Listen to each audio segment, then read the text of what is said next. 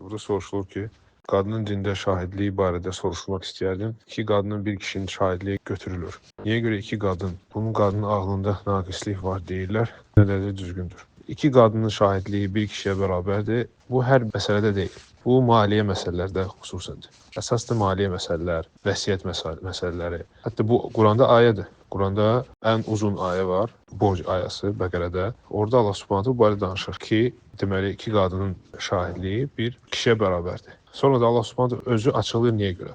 Mimmən tardavna minəş-şühədə ən tadillə ihdahuma fetuzəkkirə ihdahumul-uxra. Niyə görə iki dənə qadın? Çünki ola bilsin qadının biri yaddan çıxartsın, o biri qadının ona yada salsın. Və məlumdur ki, qadın necə ki kişi məsələn naqisdir tərbiyə məsələsində, uşağa baxmaq məsələsində.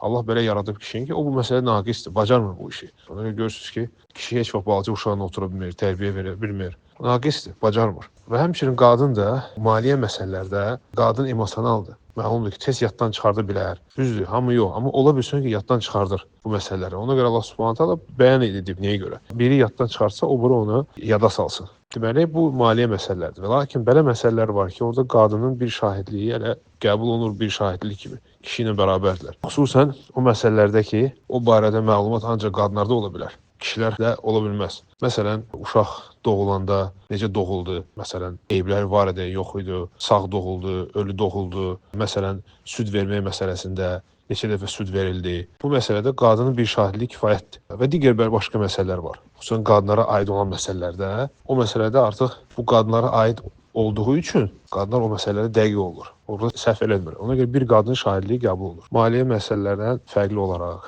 Allah da yaxşı bilir.